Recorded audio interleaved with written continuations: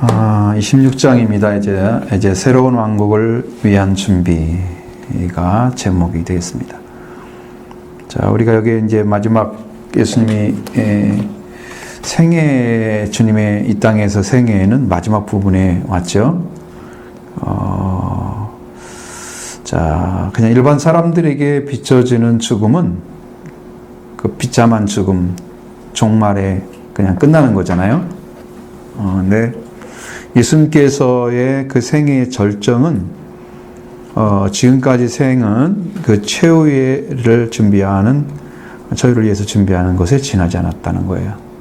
그러니까 말씀 선포, 자신이 누군지, 또 하나님에 대한 이야기, 많은 기적을 행했지만 그 모든 것들은 그들을 믿게 하기 위한 도구였어요. 그리고 예수님이 하나님께 보냄받은 왕인 걸 증거해 준 거였어요. 근데 그걸 믿으라고 얘기했는데 안 믿었어요. 그러면 안 믿으면 어떻게 해야 되는가? 돼야 살릴 수 있는가? 그 문제를 주님의 해결점을 찾는 거예요. 말씀을 믿는데 안 믿었어. 그러면 그 생명을 어떻게 살려야지 영생을 얻게 할 수 있어? 회개시키고 돌아설 수 있게 할 수 있는가? 돌아서게? 그것이 예수님이 십자가에 못 박힘으로 내가 하나님께 보냄받은 진짜 왕이고 하나님께서 나를 이렇게 사용하셔서 속죄를 이루신 분이고 이렇게 부활시켜서 너희를 살리신 분이라는 것을 확실하게 증언하는 그 죽으심과 부활이 그게 절정인 거죠. 그것을 위해 달려온 거란 말이에요. 목적이. 그 전의 삶은 예수님이 누군가를 확실히 알려주는 것은 맞았는데 말씀을 전해도 안 믿는 사람은 어떻게 해요? 그 사람들을 위해서 피를 흘리시고 그 사람들을 위해서 또 죽으시고 부활을 이루셔야죠. 부활을 이루셔야만 되니까.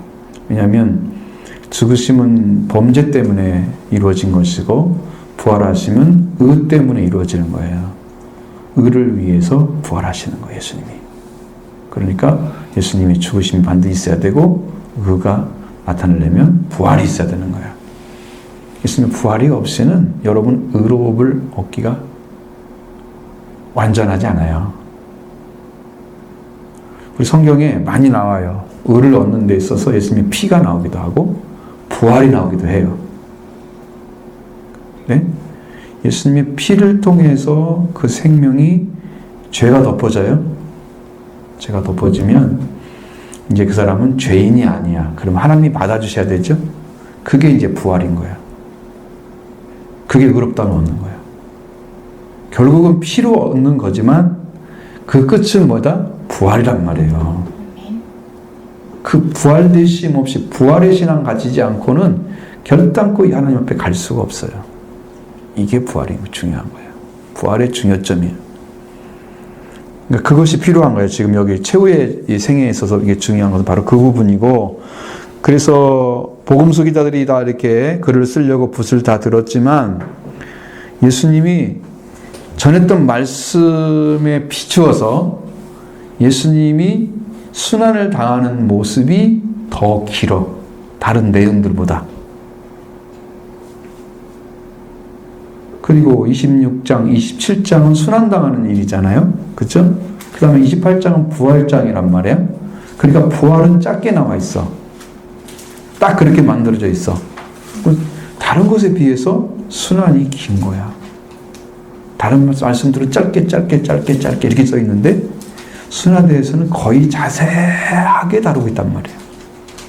왜 그걸 그렇게 다뤄야 될까? 생각해 볼 필요가 있어요.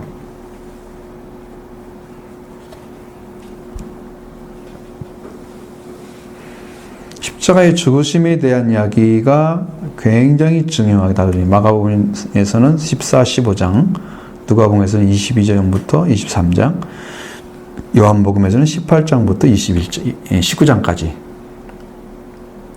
요한복음에는 부활에 대한 얘기가 더 많이 나와요. 똑같이 나와. 장으로 따지면 분량은 아니고 장으로 따지면 21장까지 있으니까 20장에 부활하고 21장도 부활의 주님 만나는 장면이 나오죠. 그래서 다르단 말이에요. 성경이 이 복음서에서 복음 이 전기의 마지막을 장식하고 있는 것이 예수님의 순환사라고 해요. 순환이 중요한 것은 그분이 어떠한 자리에 서 있으면서 죽음을 맞이하는가. 그 죽음을 정확히 봐야 돼요. 예수님이 어떠한 자리에 서 계시면서, 그러니까 예수님은 한 번도 사람들에게 위협을 가하거나 능력을 나타내거나 이렇게 하지 않았어요. 십자가에 돌아가실 때. 그냥 그저 한 사람이 잡혀가는 것처럼 마치 인자의 모습을 인간의 그냥 아들로 사람이 된 것처럼 그 모습으로만 갔죠. 완전하게 자기의 정체성, 그러니까 하나님의 아들인 것을 안 드러냈는데 죽을 때는 자기가 하나님의 아들이라고 드러내요. 빌라도가 뭐라고 드러나고 네가 그리스도냐고 드러내고 왕이냐고 드러내고 다 드러내. 왜? 원래 왕이고 원래 그리스도 원래 하나님의 아들이야. 그러니까 원래 가지고 있는 건 다 이 얘기를 하면서 죽음 속에 들어가실 때는 그렇게 죽지만 그러한 능력을 다 가지고 있음에도 불구하고 예수님은 한 번도 그러한 능력을 죽음을 향해서 갈 때는 사용하지 않는다는 거죠. 그 십자가에 달렸으면 뭐라고 그랬어요? 잘리시면서 하신 말씀이 있잖아요. 내가 12형 되는 하늘의 군사를 데리고 오면 너희들 이 자리에 다 죽을 수도 있다는 거지. 왜 안 쓰겠어요? 그런 권세를? 권세를 쓰지 않는 것이 상이에요. 그래서 안 쓰는 거예요. 예수님이 그것 나를 죽인다고 목소리 딱 쳐버려와요. 죄인들을. 어떤 일이 벌어지겠어요? 구원을 시키는 게 아니고 멸망을 시키고 온 거야. 그 권세를 사용하면. 그래서 죽음을 받아들이시고 거꾸로 죽음을 받아들이시고 자기의 권세는 내려놓으시고 그렇게 하시는 거예요. 그러면 하나님께서 예수님을 속죄할 수 있는 피를 사용하고 부활할 수 있는 몸을 사용하셔서 예수님이 하나님의 구원시키는 도구가 완전하게 되는 거예요. 그걸 위해서 100% 인간의 모습으로만 내려놓으시고 죽으실 때는 하나님의 아들과 그리스도와 왕으로 들어가시고 완전한 정체성을 가지면서 죽으신 모습이 달라요. 이렇게 이제 드러내셨단 말이에요. 대제사장들과 장로들이 예수님을 잡아 주기로 결의할 때 그러면 그들은 쉽게 의견의 일치를 보았습니다. 왜 그럴까? 예수님이 그들한테 잘못한 거 별로 없는 것 같은데 왜 그렇게 빨리 일치를 이룰 수 있을까요? 그들이? 무슨 이유가 있을까요?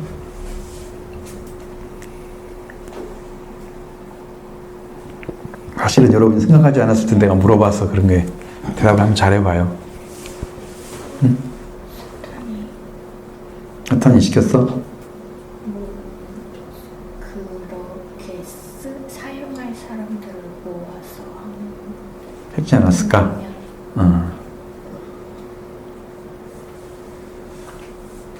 이제 우리가 이제 이런 차원에는 종교적인 차원으로 바라봐야 돼. 종교적인 차원에서.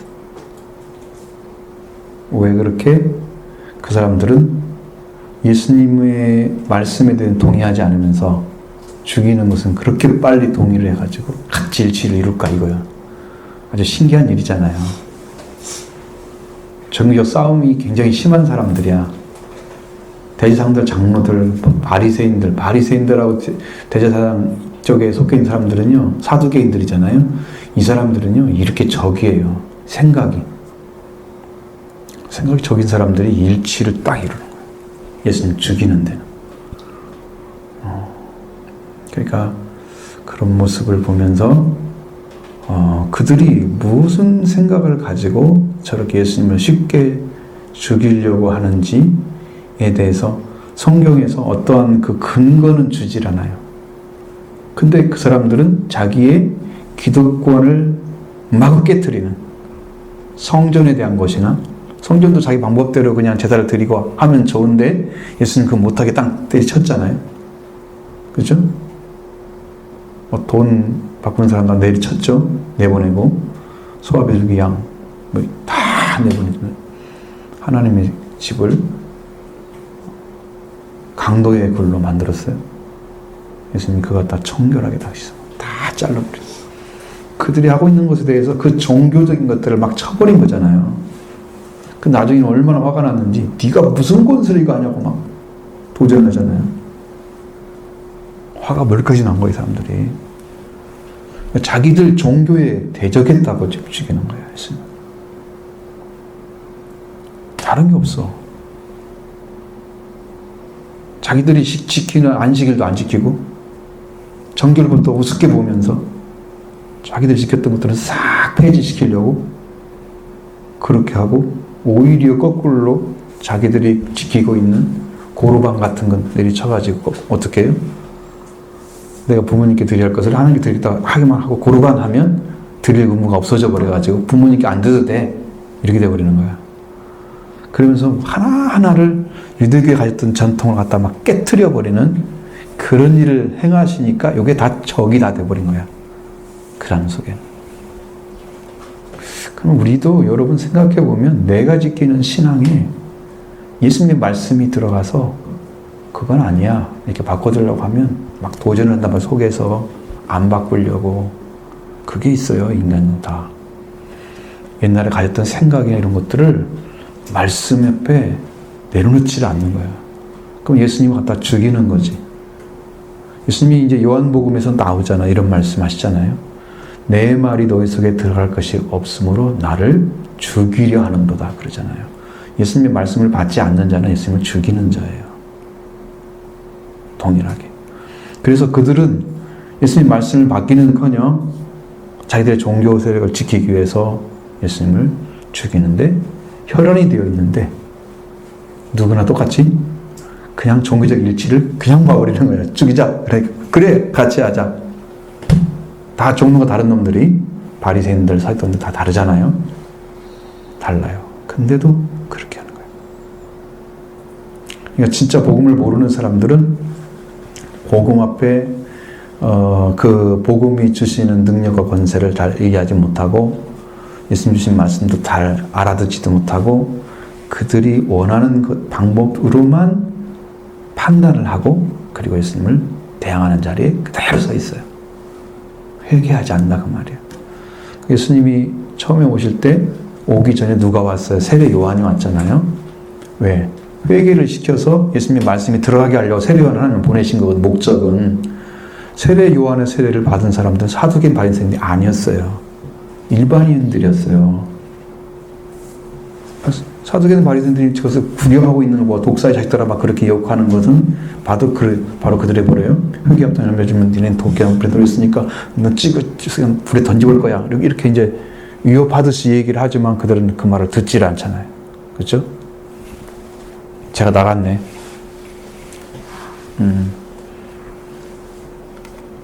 제가 나갔어. 그래서 문제가 생기죠. 그렇게 해서 문제가 생겼기 때문에 자, 우리 신앙을 잘 살펴보면 비슷한 경험이 꼭 있어요. 예수님의 말씀과 여러분의 삶을 그 유대교라고 생각하고 내가 살아온 삶. 예수님의 말씀은 새로운 말씀이잖아, 다. 듣지 못한 말씀이잖아요. 그걸 던져주면 내용이 그대로 흡수를 하고 받아들이면 구원의 길을 찾는데 이걸 못 보게 되면 이제 싸움이 일어나게 되는 거고. 그러면 이제 예수님을 죽이는 세력으로 이제 바뀌는 거지. 그러니까 영적으로 그렇게 대립된다. 이 두 가지를 잘 보시면 돼요. 여러분 영 속에서, 여러분 심령 속에서 그걸 바라보셔야 됩니다. 그 모습을 한번 보시면 좋을 것 같고요. 네, 악한 일을 도모하는 자들은 성공처럼 보이지만 오래 가지 못합니다. 그들이 예수님을 죽였지만 그는 AD 70년에 망하잖아요. 오래 가지 못하죠. 그리고 제자들은 어떠냐? 예수님의 십자가의 예언에도 어떤 제자들은 자신의 마음을 사탄에게 주어서 예수님을 팔고 신앙 양심을 팔았고, 그리고 예수님은 어떤 제자들은 예수님의 고통의 순간에도 자고 있었고, 이게 어디예요? 게세마네 동산이죠. 그 다음에 가룟 유다가 예수님 파는 모습이죠. 다 그래요. 제자들도 예수님께 완전히 서지 못했다는 거죠. 완전히 서지 못했다. 그러니까 여러분 말씀을 받는 게 목적이 아니고요. 말씀을 받으면 서셔야 돼요. 말씀으로 서는 게 목적이에요. 세워져야 돼요. 신앙이 딱 세워져야 돼요. 그걸 못 찾아내면 우리 신앙은요. 말씀이 주는 신앙이 아니에요. 자기가 믿는 신앙이 돼서 아주 빈약해져요. 신앙 자체가 빈약해져요. 자기 믿는 신앙은요. 신념과 같은 거예요. 그래서 조금 건드리면 깨지면 그냥 부서져요. 근데 이거 말씀을 딱 받아서 있는 사람들은 그런 것에 의해서 무너지지가 않아요. 상처 잘 안 받아요. 거의. 영적으로 보면. 부활의 옷을 입은 사람들은 상처를 받을 수가 없어요. 왜냐하면 해를 받지 않는다고 말씀하거든요. 그러니까 다 이렇게 와도 이제 그것들이 어떤 공격을 해도 그것이 공격이 나의 영적인 깊은 곳에는 미치지 못해요. 그때 모습을 상처를 입을 수 있어, 마음은. 조금. 응? 그런데 영적인, 내적인 곳에는 손을 못 대, 여러분. 부활을 입은 사람들의 심령은 그래요. 그렇게 중요한데, 제자들은 아직도 예수님의 부활을 모르죠. 아직 부활이 이루어지지 않은 상태고, 또 예수님이 그 길을 가야 되는데, 제자들은 예수님이 십자가의 길을 가는 것에 대해서 준비되지 않았고, 많은 모순들이 있으면서 진행되고 있는 그런 모습을 성경에 적나라하게 그냥 내보여주는 거야. 왜? 우리도 예수님 따라가면서 부족한 점이 많을 거거든요. 잘 못하는 거 많을 거거든요. 제자들도 그랬다 이거야. 너도 걱정하지 마. 예수님만 제대로 따라오면 돼. 응? 예수님 버리지만 않으면 돼. 그거 보여주려고. 너네 다 할 수 있는 게 없어. 3년 배운 예수님께서 직접 그 영으로 진리의 말씀이 들어온 그 사람들도 한 번에 이루지 않았잖아. 3년 동안 배워서. 응? 그 실수도 많이 하고. 그렇지만 결국은 말씀으로 세워져서 증인의 사역을 한다. 그걸 이제 보여주기 위해서 이 성경에 아주 적나라하게 쓴 거란 말이에요. 여러분들 그거 보면서 하나하나를 나의 모습을 체크하면 좋을 것 같아요.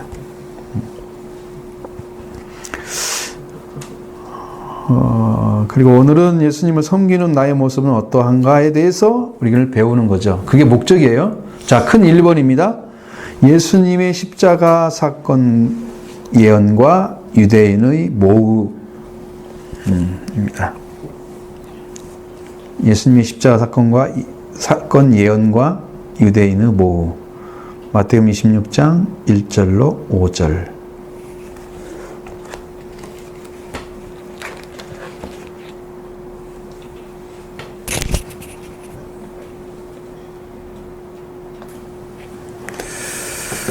자, 마태복음 26장 1절부터 5절의 말씀까지 같이 읽어볼까요? 예수께서 이 말씀을 다 마치시고 제자들에게 이르시되 너희가 아는 바와 같이 이틀이 지나면 유월절이라 인자가 십자가에 못 박히기 위하여 팔리리라 하시더라. 그때 대제사장들과 백성의 장로들이 가야바라 하는 대제사장의 관정에 모여 예수를 은계로 잡아 죽이려고는 하되 말하기를 오늘날 말까 하나니 명절에는 하지 말자 하더라. 아멘. 자, 예수님이 작은 1번입니다. 예수님의 네 번째 순환 예고입니다. 여기는 이제 순환 예고는 하지만 뭐 순환에 대한 얘기만 해요. 말 그대로 부활은 이야기 하잖아요. 이건 좀 다른 의미죠. 이제 가르치는 분, 이제 선생님이죠. 그 사명은 이제 지상에서 사역을 다 마치셨어요. 예수님은. 그리고 십자가 희생의 제단으로 사역의 발걸음을 옮기게 되는, 이제 완전히 바뀌는 거예요. 그래서 예수님의 순환의 때가 시작이 됐다고 하는 거죠.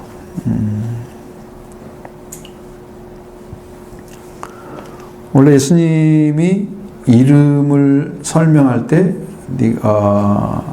이제 마리아가 잉태한 자를 예수라라 이렇게 시험 봤죠. 계시를 봤잖아요. 그리고 그 이름이 뭔 뜻이라고 그랬어요? 이는 그가 자기 백성을 그들의 죄에서 구원할 자라. 그렇게 해석을 했잖아요. 그러니까 자기 백성을 죄에서 구원하려고 하면 결국은 십자가를 지실 수밖에 없잖아요. 마태복음 1장 21절에 있는 말씀 그대로 이루시고 계시는 거야. 지금 이것도. 그 다음에 마태복음 20장 18절 19절의 말씀에서도 그게 나와요.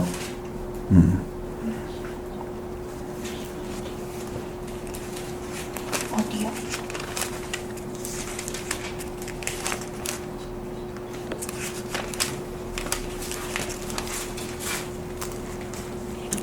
예수님이 이제 순환예고를 세 번째로 말씀하실 때 마태복음 20장 18, 9절에 그게 나왔죠. 보라 우리가 예루살렘 올라가노니 인자가 대장들과 서기관들에게 넘겨져 그들이 죽이기로 결의하고, 결의가 나왔죠. 앞에서 지금 결의했단 말씀이 나온 거예요. 그리고 이방인들에게 넘겨주어, 이건 예수님이 이제 사용권이 없으니까 로마인들에게 넘겨줘서 조롱하며 채찍질하며 십자가에 못 박게 할 것이나 제3일에 살아나리라. 꼭 이렇게 예고를 하시는데, 예고의 중점은 죽으시는 게 목적이 아니고 살아나시는 게 목적이에요. 순환 예고지만 사실은 부활 예고죠. 순환을 워낙 크게 보니까 순환 예고라 그러는데 부활 예고를 하시는 거예요. 여기는 부활이라는 말씀이 안 나와요. 감람산에 계실 때 24장이나 아니면 25장 예수님이 부활되신 예수님이 다시 심판자로 오시게 될 때, 그때 예수님께서 이제 이 말씀을 다 마치신 다음에 이제 그 제자들한테 오셔가지고 뭐라고 했어요? 이제 25장에 넘어가면 너희는 너희의 아는 바와 같이 이틀이 지나면 유월절이라 인자가 십자가에 못 박히기 위하여 팔리리라 고 말씀하시죠. 예수님이 이제 예수님이 오시는 날짜가 유월절 이틀 전이었다는 거예요. 그럼 유월절이 금요일 저녁 시작하잖아요. 안식일 되기 전에 그 전날 유월절 양을 잡는 날 예수님 돌아가신 거고, 그래서 예수님이 이틀 전이면 언제 오신 거예요? 지금 여기 말씀하시는 것은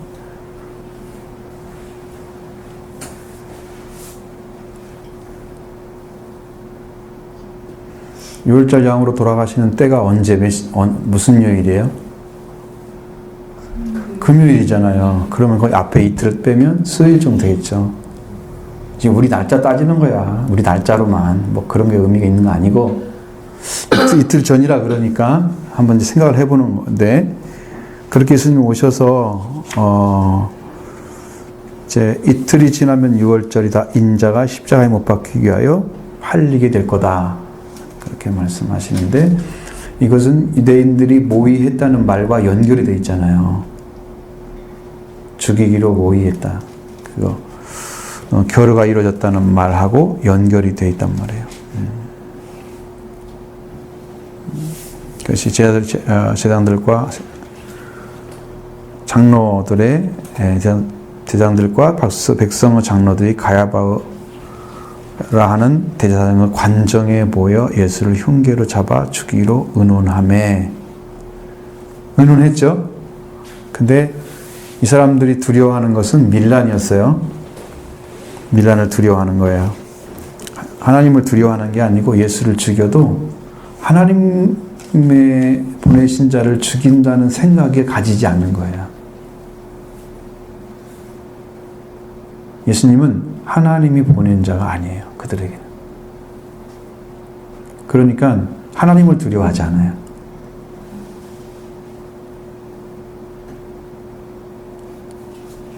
근데 백성들이 볼 때 이런 예수님을 죽이게 되면 밀란이 날 수도 있다. 그것이 더 문제인 거야, 이 사람한테는. 그러니까 뭐에 원래 지금 이 사람도 집중돼 있어요? 백성들에게 집중돼 있어요, 사고가. 지도자들이기 때문에 백성들의 어떤 상황, 이게 정치인들과 비슷해요. 사람들의 의견이 중요하잖아요. 그게 정치인들은 어떤 의견을 가지고 가면 이 백성들에게 이 사람들은 정치인들이에요. 정치인들. 딱 보면 그런 위치에 있어. 그래서 순환 예고를 여러 번 예고를 하십니다. 마태복음 16장 21절, 17장 22절, 20장 18절. 아까 읽었죠? 순환 예고를 3번 여기서 하신단 말이에요. 그리고 예수님의 순환과 죽음을 이미 여러 번 예고해 오신 예수님은 좀 더 구체적으로 주님의 죽음의 사건이 유월절 기간에 발생할 것이라고 다시 말씀하시는 것이 이제 26장에 나오는 거야. 그래서 4번째 순환 예고라고 이야기를 하는 거지. 구체적으로 유월절 기간에 죽을 거다. 죽음의 문제가, 죽음이 다가올 거다. 예수님은 당신의 죽음과 유월절을 연결시켜서 자신의 죽음이 유월절 희생양이라는 사실을 여기서 보여주고 있는 거예요. 유월절과 자기가 연결이 되어 있단 말이에요. 그러니까 요한복음처럼 어린 양이라고, 하나님의 어린 양이라고 이렇게 이야기한 것이 없잖아요. 다른 성경에는 안 나와 있어요. 요한만 그걸 알아요. 비밀을. 유월절 어린 양이라고 비밀이 나와 있단 말이에요. 그게 하나님의 어린 양인데, 어린 양만 하나님은 잡으시라고 하는 게, 이 양만은 아니지만 성경에 보면 그 양을 잡게 만들었단 말이에요. 그러니까 그게 비밀이에요. 그래서 우리 안에도 예수님의 피, 그러면 그분이 어린 양이잖아요. 어린 양의 피가 있어야 돼요. 여러분 안에도. 그리스도의 보혈이 있어야 돼요. 똑같은 말이지만 어린 양의 피가 있어야 돼요. 피가 있으면 피값으로 샀기 때문에 여러분을 사탄이 어떤 위기를 갖다 줘도 건져내세요. 건져내세요. 사람은 이게 옳은 것 같아, 저게 옳은 것 같아 이렇게 들어갔다가 실패하는 경우가 많잖아요. 그때마다 이길 수 있는 오직 한 가지 방법은 하나님께서 나를 건져내셨기 때문에, 나를 사셨기 때문에 버리질 않는데요. 나를 왜 사셨느냐? 하나님께 가가지고 나를 좀 사달라 그랬어. 어떻게? 내가 당신이 나를 건져내주지 않으면 나는 멸망당하는 게 너무 분명해요. 그럼 나를 살려달라고. 나를 좀 살려달라고 그랬더니 하나님께서 예수님의 피를 통해서 속죄를 이루어주신 거예요. 그래서 예수님이 사셨어.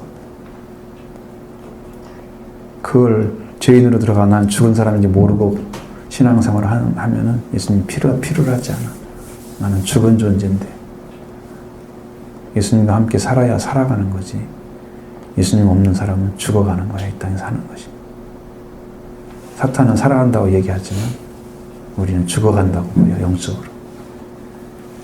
자꾸 지옥을 향해서 달려가는 거야 지금. 죽어가는 거지. 죽음을 향해서. 어쨌든 그렇게 되어 있습니다. 희생양처럼 예수님이 나타나는 거예요. 이런 식으로. 유월절과 연결시키면 그게 왜 죽을까? 이렇게 와보면 끝에 가서는 자기가 유월절 양으로 돌아가시는 그 장면이 유월절을 잡는 시간과 비슷하게 돌아가시는 거예요. 예수님 돌아가실 때도. 그 시간이. 영혼이 떠나가시다 그럴 때 딱 나오면 그게 유월절 잡는 시간과 똑같아요. 3시, 4시 사이 이게 딱 나와 있어요. 신기할 정도로. 자, 마태복음 16장 21절.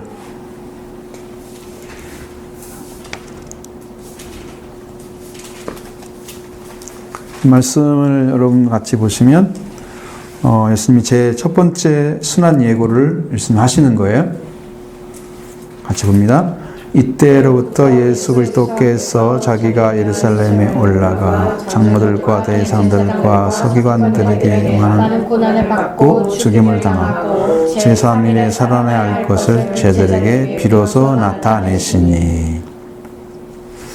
언제 나타나신 것 같아요? 마태복음 16장 16절 이하에 제자들이 예수님 당신이 누구라고 고백했을 때 그 이후로 이제 나타나기 시작한 거예요. 예수님이 누군 걸 알아야 안 떠나요. 죽어도 안 떠나죠. 부활될 거라 하는 것도 안 떠나죠. 그러니까 그걸 모르는 사람은 떠나요. 예수님이 누군 걸 모르는 사람들은. 그들이 뭐 성령을 받아서 안 건 아니잖아요. 그런데 베드로 같은 경우는 아버지께서 너를 알려주신 거다. 계시해 준 거죠. 아버지의 계시를 베드로가 받았단 말이에요. 그래서 알게 된 거란 말이에요.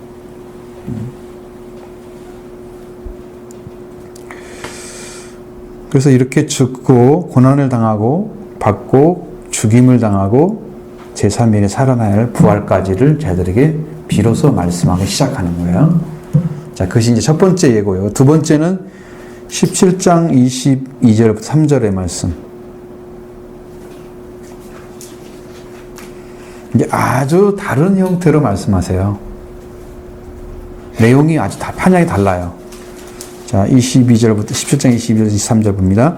갈릴리에 모일 때에 예수께서 제자들에게 이르시되 인자가 장차 사람들의 손에 넘겨져 죽임을 당하고 제3일에 살아나리라 하시니 제자들이 매우 근심하더라.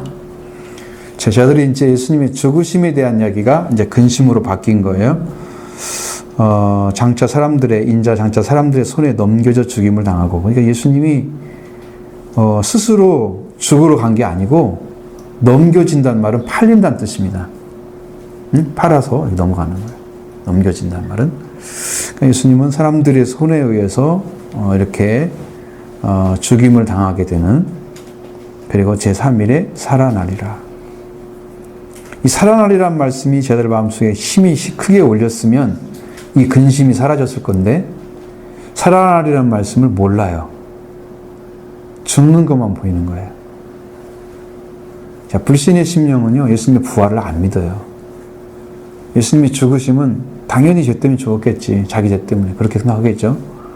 왜? 죽음은 다 사람들이 죄 때문에 죽는 거 아니야. 그러니까 불신의 심령은 예수님의 부활을 못 믿어요. 그분이 다른 사람의 죄를 위해서 죽으셨다는 사실을 몰라요.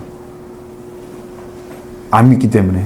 그래서 영적으로 완전히 무지하잖아요. 아주 무지함이 있잖아요. 그래서 신앙이 성장하지 않아요. 그 말씀을 안 믿게 되면.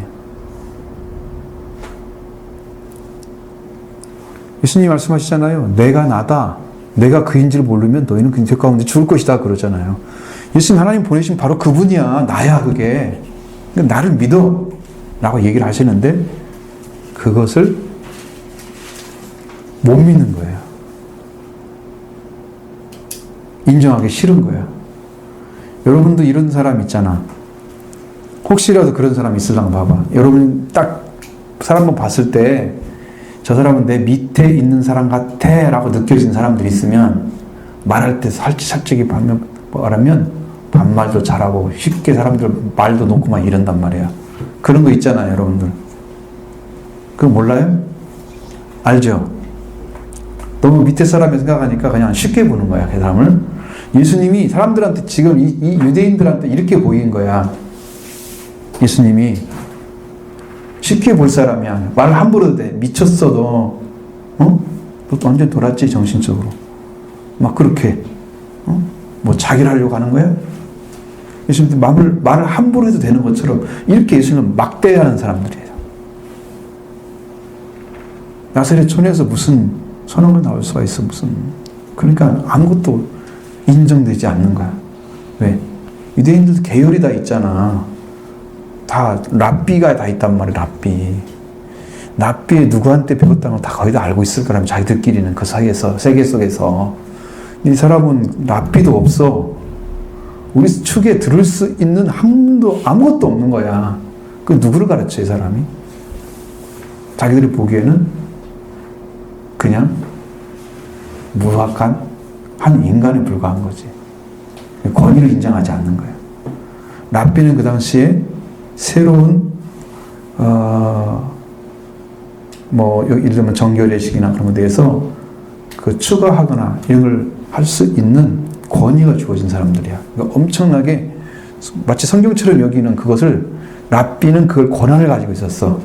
그러니까 예수님은 뭐 랍비가커녕 뭐 선생님이라고 부르기도 안 맞아. 자기 수준에서는 예수님을 밑에다 놓고 항상 보는 거란 말이에요. 예수님이 얼마나 천하게 대접받는지 알겠죠? 그러니까 막대하는 거지. 능력을 행하면 행하는 거 구경하러 가고 싶은 한 거지. 저 사람이 잘했다 이렇게 하지 않아. 절대 그렇게 안 봐. 이 막대하는 사람들은 심각한 그 자신의 어떤 그 인격적인 문제가 있는 사람들이에요. 사람들 함부로 대하는 사람 있잖아요. 자기 밑에 해놓고 밟고 막 이런 사람들. 어른들이 좋아하는 사람들. 예수님이 그런 자리인데 제자들은 지금 마음에 근심이 있죠. 부활을 모르기 때문에 근심을 가득 가지고 있는 거예요. 자, 아까 읽었던 20장 18절로 19절 말씀 거기 봅시다. 보라 우리가 예루살렘에 올라가노니 인자가 제사장들과 서기관들에게 넘겨짐에 그들이 저기로 겨루하고 이방인들에게 넘겨주어 그를 조롱하며 채찍질하며 십자가에 못 박게 할 것이나 제3일에 살아나리라. 아멘. 이제 딱 당했죠, 예수님이. 그러니까 이건 정확하게 얘기하시는 거예요. 이제 예루살렘에 올라가는데 인자가 대장들과 서기관들에게 넘겨졌다. 그리고 그들의 주기로 결의하고 이방인들에게 넘겨주어 그를 조롱하며 채찍질하며 십자가에 못 박히게 할 것이나. 못 박히게 하잖아요. 자기가 못 박는 건 아니죠. 스스로. 수동적이죠. 다. 그렇게 할 것이나 제3일에 살아나리라. 부활 선언이에요. 주 끝이 부활이잖아요. 부활 선언이에요. 그러나 고난을 엄청 당하는 거야. 왜? 성경의 이사야서 53장에 예수님이 상하고 찔리고 이런 것들이 다 무엇을 위한 것이냐면 우리의 평화를 위해서, 우리의 병을 위해서, 우리 나음을 위해서 쓰임받는 하나의 그 고난이 그러한 일을 해요. 예수님의 고난이. 이사야 53장 잘 보셔야 돼요. 거기 읽어보면 그런 얘기가 나와요. 1, 2, 3절에 거의 다 나와요. 그런 내용들이. 예수님이 당하시는 모습이에요. 다 당하시죠. 그것이 하나님께 쓰임받아요. 그가 찔림은 너의 허물을 인한. 다 나오죠? 그 상함은 우리들 채찍을 맞는 거잖아요. 그래서 나음을 위해서 채찍에 맞음으로 우리가 나음을 입었다. 병을 고쳐주는 거예요. 그 예수님이 온갖 그 고난을 다 받아야 결국은 우리를 위한 고난이란 말이에요. 왜 이 고난을 당하시고 그렇게 가셨을까? 라고 의문을 품을 수 있는데 성경은 그렇게 이야기하는 것을 예수님이 실제로 오셔서 그렇게 당하셨다고 말이에요. 그러니까 예수님은 충분히 이사야 53장의 말씀, 순환장의 말씀을 이루셔서 우리한테 주었기 때문에 우리가 그분의 이름으로 평화를 누릴 수 있고 우리의 허물을 씻음받을 수 있고 그 다음에 병도 고칠 수 있고 그분 때문에 영생을 얻을 수 있고 이게 다 예수님의 통해서 나오는 거예요. 작은 2번입니다. 유대 지도자들의 모의.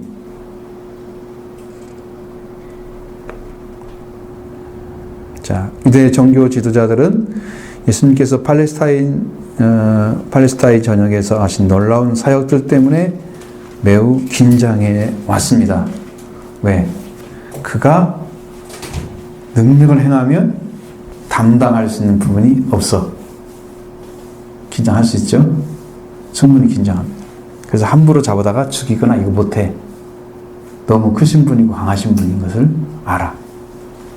근데 자기들은 안 믿어. 그러니까 막대하는 거지. 예수님을 자기 발밑에 놓고 보는 거예요.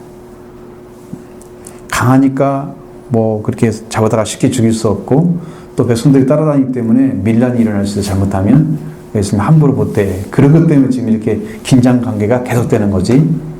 그들의 생각대로만 있었으면 백성들을 딱 제쳐버리고 빨리 죽였을 수도 있어요. 그런 관계가 되죠. 근데 성경에서 보면 예수님을 죽이려고 하는 날짜는 하나님이 허락하시지 않으면 안 되는 것을 이제는 어둠의 때다 딱 예수님이 선언하시잖아요. 그 외에는 예수님이 죽이려고 해도 죽임을 당하지 못합니다. 그들은 죽일 수 있어요. 그렇게 생각할 수 있어요. 더 빨리. 그러나 하나님 허락하지 않으면 생명을 손댈 수가 없는 거다. 참새 2마리가 하나님의 손에 팔린 게 아니야. 그러나 하나님 허락하지 않으면 한 마리도 땅에 떨어지지 않을 것이다. 그러니까 하나님 허락하시기 때문에 이게 지금 팔리고 그러는 거고, 생명은 중요한 거예요. 그러니까 함부로 사람을 죽이거나 이런 것은요, 사형죄에 해당해요. 천국에, 지옥에 가서도 엄청나게 범죄 행위이기 때문에. 그래서 예수님께서 이번에는 많은 사람들의 열렬한 환영 속에서 이 예루살렘에 입성하셔서 또 그들을 관리하고 있던 성전을 정결케 하죠. 노골적으로 엄하게 책망하시죠. 성전에 들어가셔서.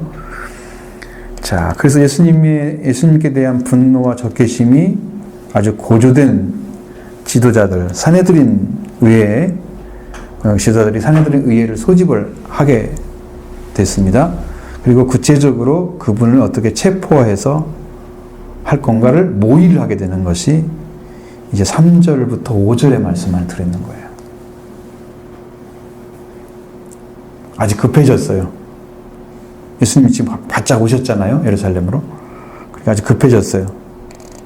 그리고 대제사장 가야바는 총독 빌라도의 전임자에게 아부해서 대제사장으로 임명을 받은 자입니다.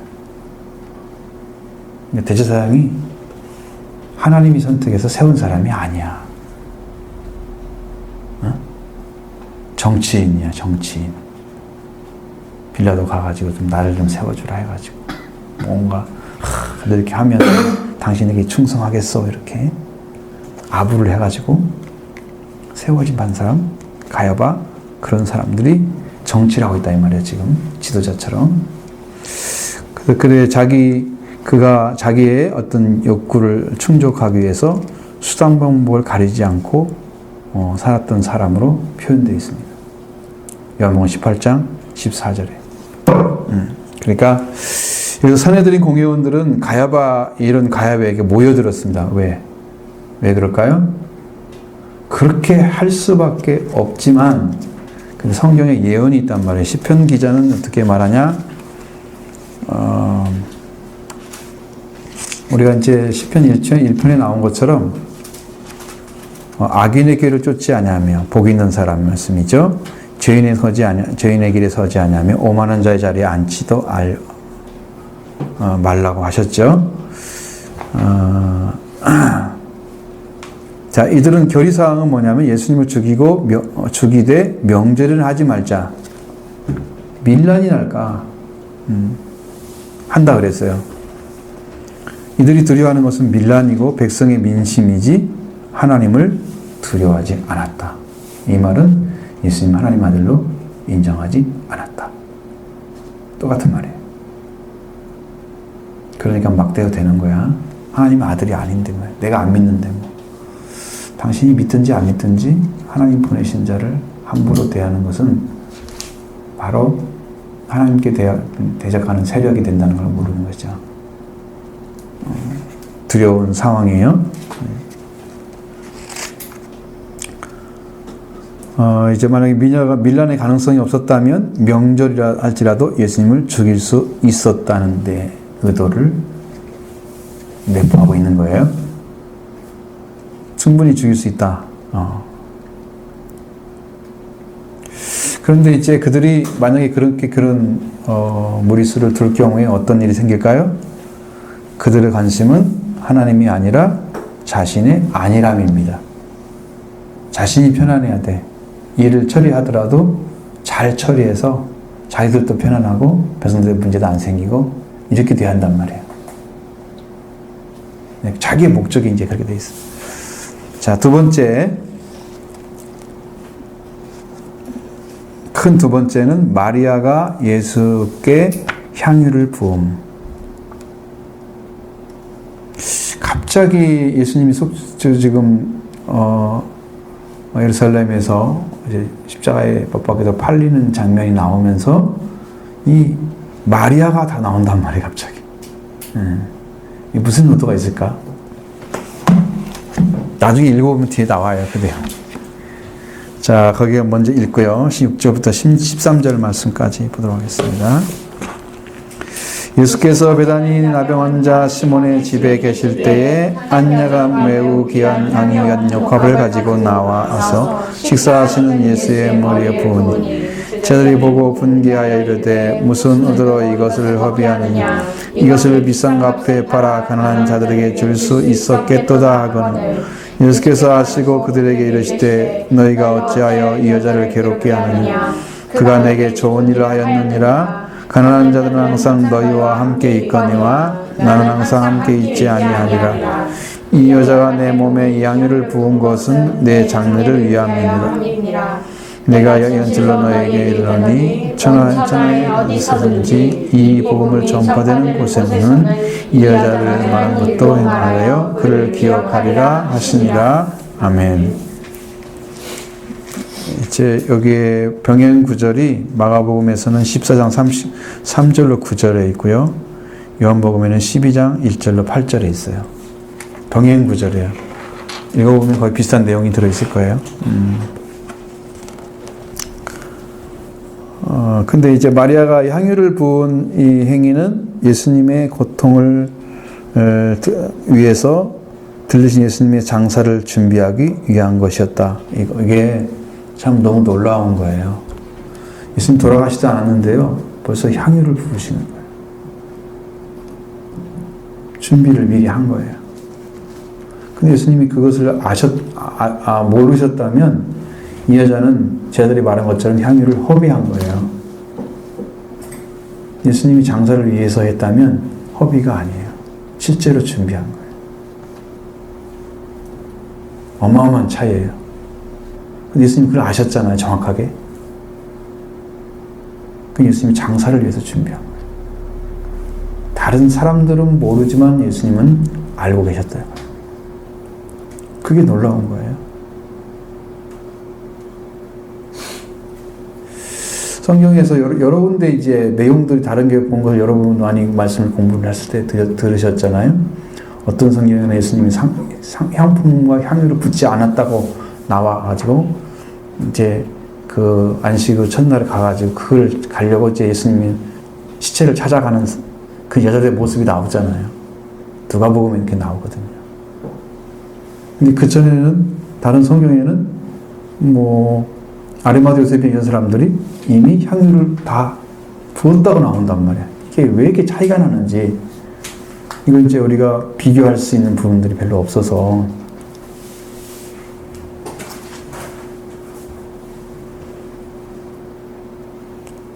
그래서 참 여러분 이게 성경에 왜 기록을 이렇게 해놨을까?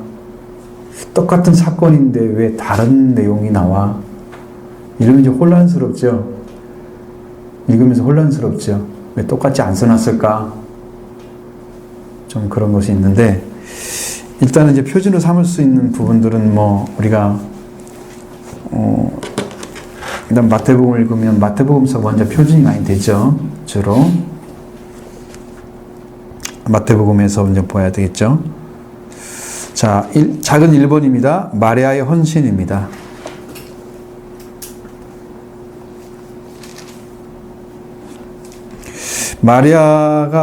마리아는 최선의 것으로 하나님을 섬겼다라는 거예요. 그녀의 희생의 향유 냄새는 온 방 안에 퍼졌습니다. 전인적인 헌신은 예수님의 마음을 흡족하게 했다는 거죠. 그 가난한 이웃을 구제할 것은 얼마든지 남아있다. 그러니까 예수님께서 맡고 있는 지금의 상황은 매우 특수한 것이며 이 여인은 이 순간의 기회를 올바로 포착을 했다는 거예요. 어떻게 알고 그 여자가 그걸 했는지를 알 수 없어요, 아무도. 그런데 그 예수님이 그러한 상황에 있을 때 향유를 부은 그 시점이 예수님 죽음과 딱 맞아떨어지는 거예요. 굉장히 정확한 거예요. 백성들의 장로들이 예수님을 죽이러 모의하고 그 순간의 중요성을 포착해서 예수님의 몸에 향유를 부어서 그의 장례를 예비했다 하는 거예요. 그걸 어떻게 알았을까? 참 놀랍죠. 근데 예수님의 죽음에 참여하는 사람들은 아마 이 여인은 그 복을 받았을 거예요. 예수님의 죽음에 참여하는 복을 받았을 거예요. 거기에 들어가 있어요.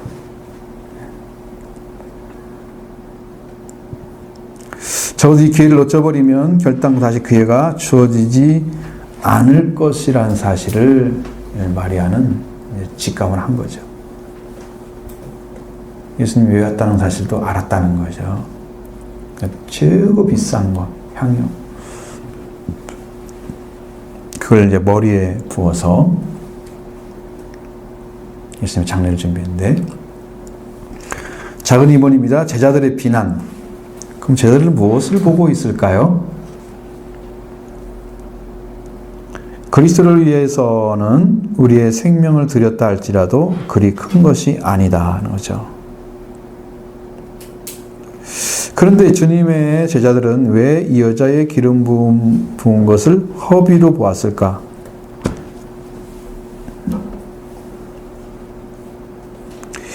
이 제자들의 분을 일으키도록 주동한 자가 누구예요?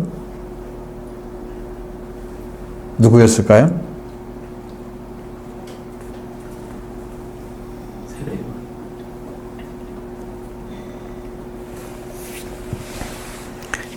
아마 요한복음 12장 4절에 읽어보면 그 얘기가 조금 이해가 될 거예요. 유다에 대해서 기록을 해놨어요.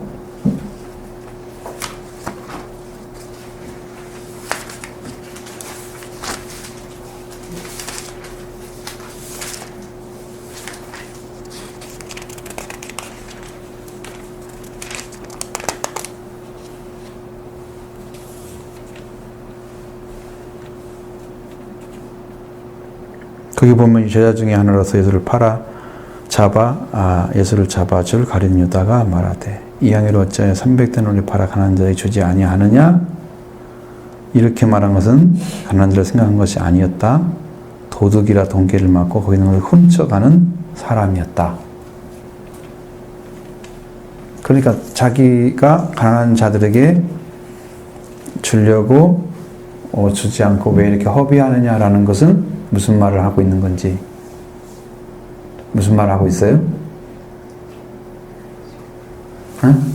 자, 만약에 그걸 예수님께 드렸다고 해봐요? 그럼 예수님이 허비하지 않고 누구한테 주겠어요?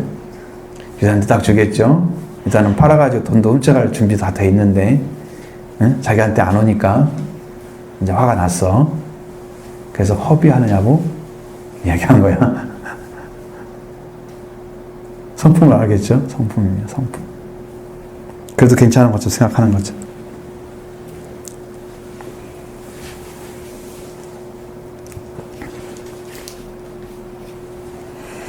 이 어둡고 악한 생각을 했습니다. 그래서 도적이기도 하고요. 그 다른 제자들을 선동을 하고 있어요. 언제나 복음의 원수들은 유다와 같이 탐심과 이기주의의 소유자입니다. 복음의 원수로 행하지 말고, 여러분 바울도 저들은 십자가의 원수로 행하고 있다, 그런 말씀을 하죠. 십자가의 원수로 행하고 있는 사람, 이게 참 두려운 대상들인데, 유다는 탐심과 이기주의 소유자이고 가난한 자를 구제하는 것을 신령한 일보다 더 존중히 여기는 인도주의자. 사람들 보기에는 인도주의자야. 다른 사람이 돈을 갖다 주거나 이렇게 하니까 좋은 일 한 거야. 마치 좋은 일 하려고 하는 것처럼 말하고 있는 거지. 돈을 훔쳐가는 사람이 그걸 생각하겠어요? 자기밖에 모르죠. 가난한 자를 구제한다는 것은 공명심의 소유자. 다른 사람에게 말을 하면 그 말을 듣고 저는 훌륭한 사람이야, 이렇게 인정받을 수 있는 그런 언행을 하는 거죠, 지금. 실제는 하지 않지만. 그래서 이건 타인들의 타인들에 의한 어떤 것이든지 아니면 우리 자신들에 의한 것이든지 주님을 위해서 섬기고 베풀었던 일들을 그것이 무엇이든 낭비로 생각되지 않도록 조심해야 된다. 낭비가 되는 것처럼 보여지는 것은 좀 좋지 않은 거다.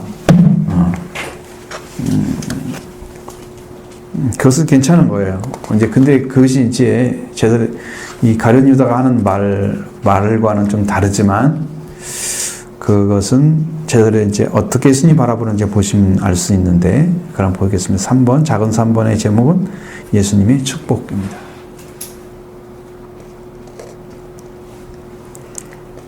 예수님의 축복. 제자들은 비난을 했습니다.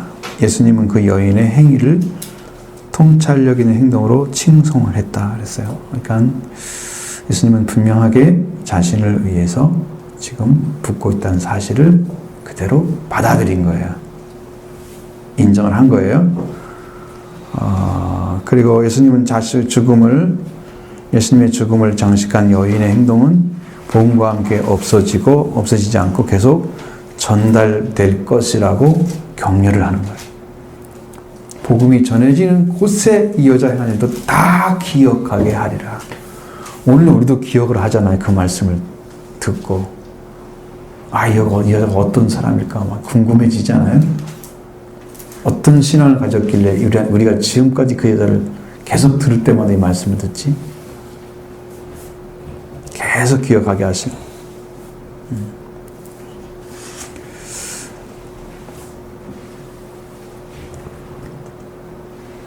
자,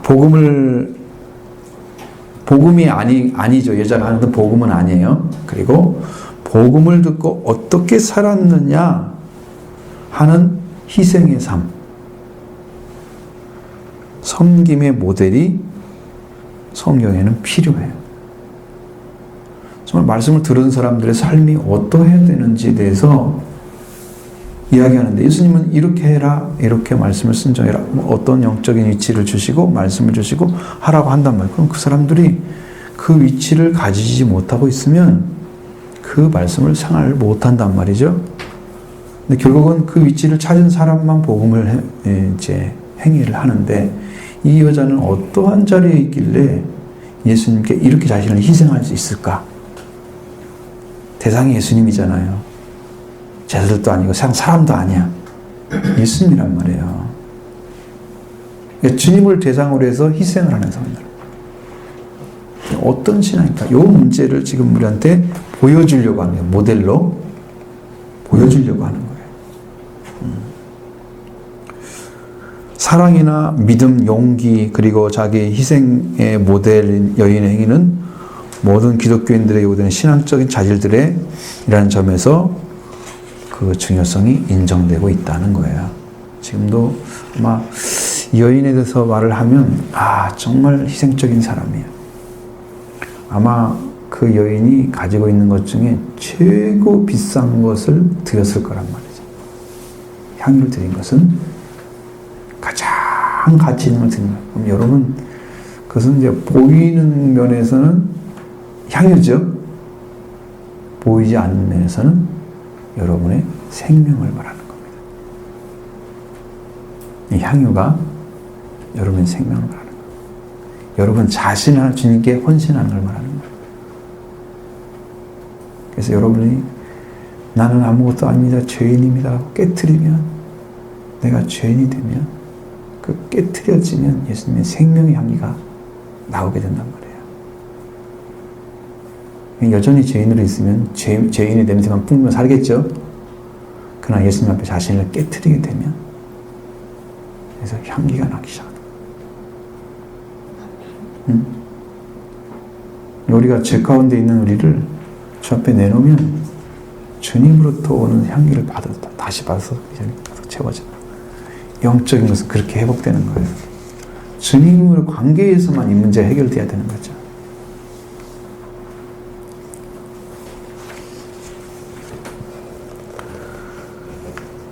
그래서 한 평범한 여인이 베푼 사랑의 행위가 이렇게 구속사의 한 부분이 될 만큼 인정이 되는 거예요. 그리고 된다는 것은 아주 놀라운 일이 아닐 수가 없습니다. 마치 예수님이 죽으시는 그 시점에 그 이루어지는 사실, 그리고 성경은 다 거기에다 예수님이 죽으시는 그 위치에다가 이 여인의 행위를 딱 집어넣는데 그건 전부 일치를 하고 있는 거예요. 이 마태복음만 고의적으로 예수님 죽기 전에 했다라고 말을 하는 게 아니고 대부분의 성경이 다 죽기 전에 하시는 말씀으로 딱 나온단 말이에요. 그러니까 통일성이 있죠. 똑같다는 거죠.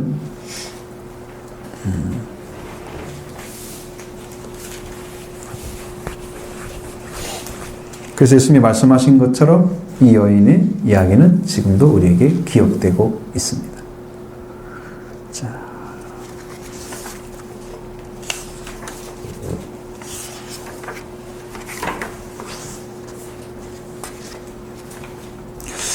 이걸 더하게 되면 시간이 한 30분이 넘어갈 것 같아요. 지금 더하면 안 될 것 같고.